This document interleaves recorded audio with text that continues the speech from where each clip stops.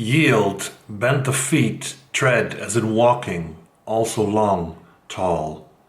Bayana. Yield itself is a funny word. Yield in English is the reaping, the things that man can take from the land, the thing he's waited for and gets to claim, a wheat yield. In my language, it's the things you give to, the movement, the space between things.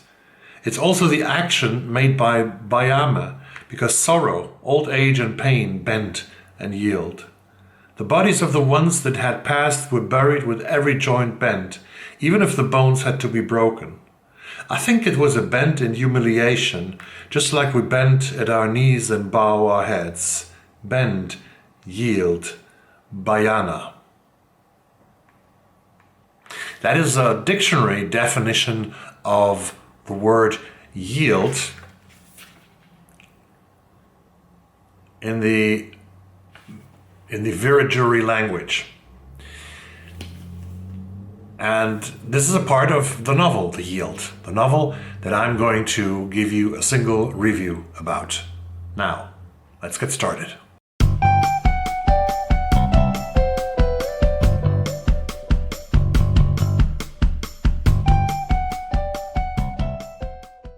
This is about Australia. We don't read so much Australian literature in Europe. We don't get so much Australian literature in Europe. We don't get so much Australian titles on the long lists, for example, of the Booker. The Booker has more or less ignored Australian literature both this year and last year because The Yield would have been eligible for a nomination for the long list this year, and it would have been a good choice to pick this book, at least for the long list. But this novel won the Miles Franklin Award in 2020. I think one of the two greatest Australian awards. It's the Miles Franklin and the Stella Prize that are both very highly regarded in Australia. And Tara June Winch is an author. She was born, I think, in 1983. Tara June Winch is an Australian, a Wiradjuri writer. She's an First Nation writer in Australia.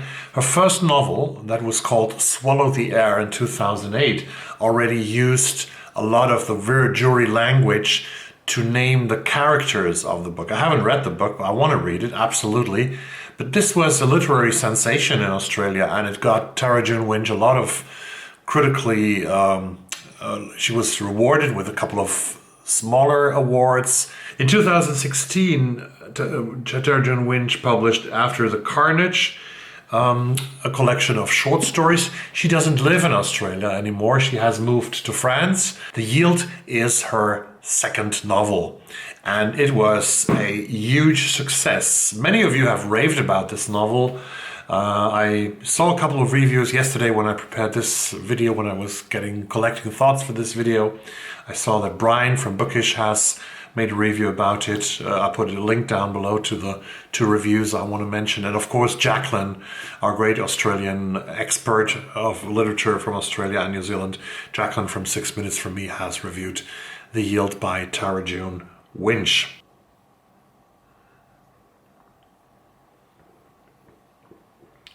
Shortly, what is this novel about? This novel is about language. That is what Tara June Winch has said in a dialogue that she had with at the Literary Festival in Berlin last year in 2020 on the stage. This is much about language. She wanted to write a book about the importance of language for her people, for the Wiradjuri people and all the people, the First Nations of Australia and all the First Nations around the whole world who have become minorities, who have been oppressed and suppressed, and where the colonizers have performed genocide not only on the people but also on the culture and on the language, trying to erase every single bit of it. So the language is a very important part in The Yield because this is about language. This is about August, a young woman who has lived in London for about 10 years.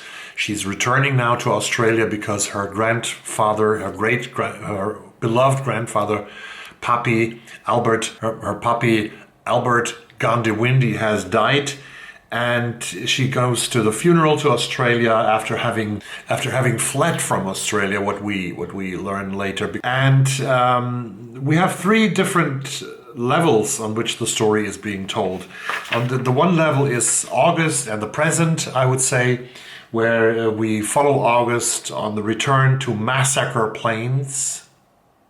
Massacre Plains. Let that sink in. I mean, these names, they don't exist, and except for the word Ngurungang and Ngurumban, except for the word Ngurumban, the other names mainly do not exist in reality. They are made up for the novel, but Massacre Plains could be a sort of a very telling name for this. This is in New South Wales, in southeastern Australia, I think, where also the capital Sydney is located. And we follow August, who is coming back from London after many years in London, who comes to the funeral of her great beloved grandfather, Albert Gondiwindi. He has died, and she meets her relatives, which she hasn't seen for many years. She sort of connects to them again, and slowly there's a development in the novel towards the funeral, but also we learn that a tin corporation wants to sort of exploit the land and take away the land, even more land from the people, from the Aborigine people, to build a tin mine, a huge tin mine.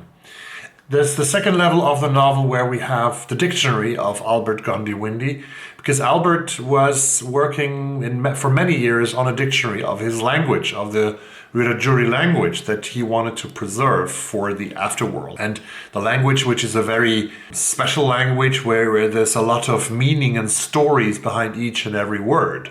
I gave you the definition of the yield in the beginning, which is taken from that dictionary that we see like in every third or fourth chapter in the novel.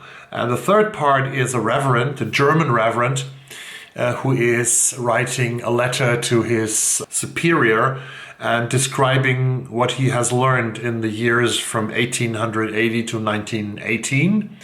He was there to Christianize Aborigines. And this reverend is very well chosen because he's of German descent. And what I didn't know so many things about the novels, about this novel, about the background of this novel, about the history of Australia.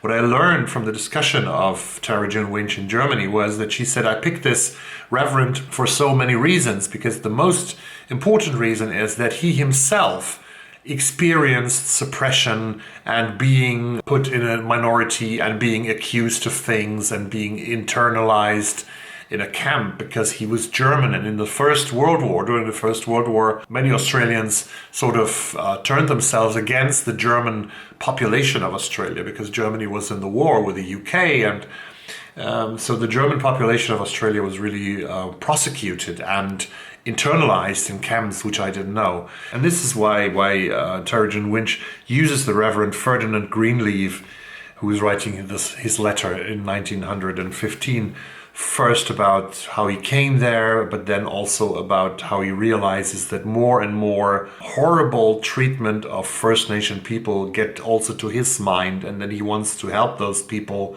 And there's more and more hunger, they get less and less food, and people are assaulting First Nation people, they are killing them right away. Tara Winch says that she used sort of this character, a white character who also experienced oppression in the end, to understand, and he needed that oppression to understand what kind of oppression the Aborigines were going through.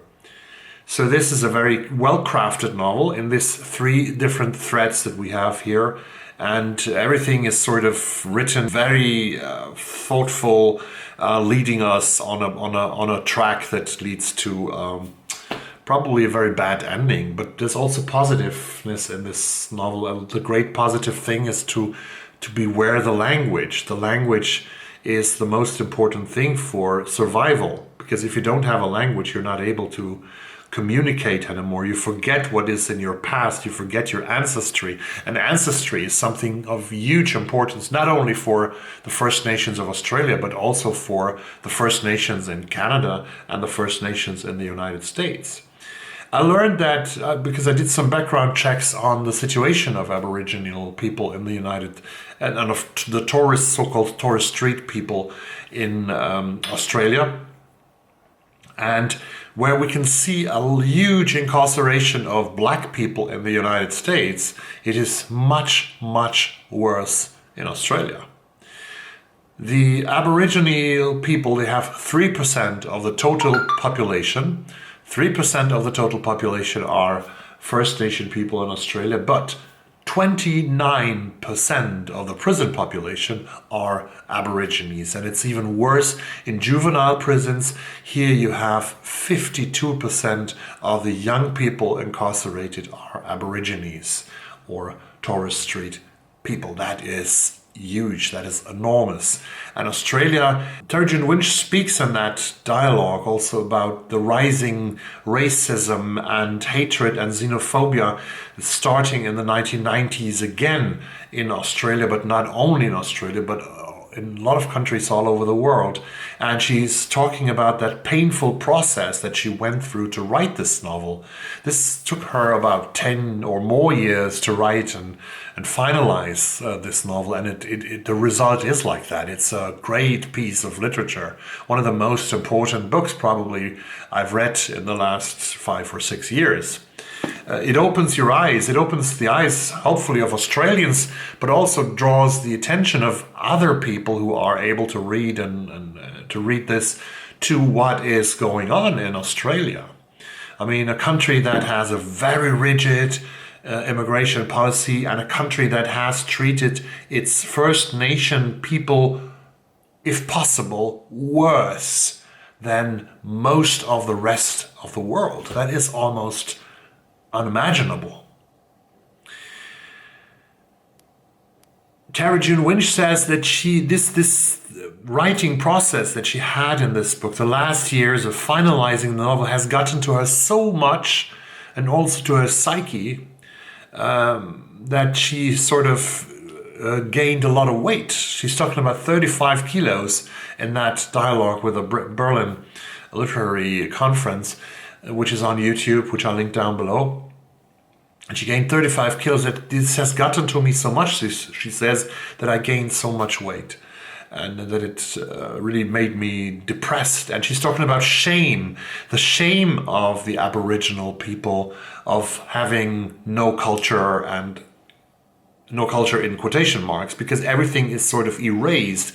And we have the same situation in Australia that we have had in the USA and in Canada and in Sweden, where they built schools for Aboriginal people, for First Nation people, for Native Americans, to sort of kidnap small children from their parents. I speak of kidnapping, taking away the children against the will of the parents, against the will of the kids, and sort of trying to erase everything that's in them, of their culture, of their beliefs, and of their language. There are more than 350 languages in Australia when the whole thing started. And I think, if I remember it right, now there might be 60 languages left, and more than 200 languages have been extincted by the colonizing majority of Australia, which is horrible.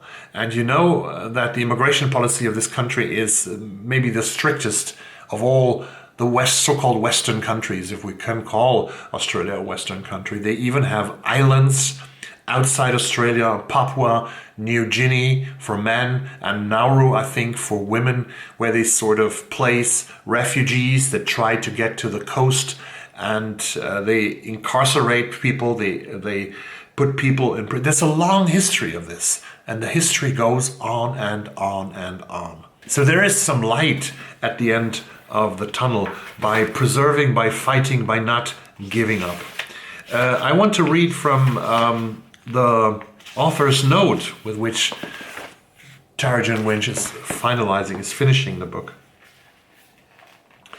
Things that I didn't know and things that are very important. And she gives us also secondary literature if we want to study more. The experience of the fictional Gandhi-Windi family reflect those experienced by all Indigenous people touched by violence, segregation, abuse, and the dehumanizing policies and practices of colonialism. As part of these separation policies, the government and churches banned and discouraged the use of the native tongue. They did this by forcibly removing children from their families, where they were taken into missions and institutions in order to expunge the indigenous culture. This practice began in 1970 and it continued until the 1970s. Cultural knowledge, community history, customs, modes of thinking and belonging to the land are carried through languages. In the last 200 years, Australia has suffered the largest and most rapid loss of languages known to history. Today, despite efforts of revitalization, Australia's languages are some of the most endangered in the world. The Yield is a book about preserving languages and about the meaning of languages for our lives. And it's a cry for help, and it's a cry for activism to fight for minority languages wherever they are threatened, and especially here in Australia. I advise you strongly to read this book. Thanks very much for watching this video. I have to deliver the Yield back to the library today. It was due yesterday. I deliver it today. And I hope that you are joining me in my next video, that you stay tuned to the channel, but most of all, please stay safe. Thank you very much, and bye-bye.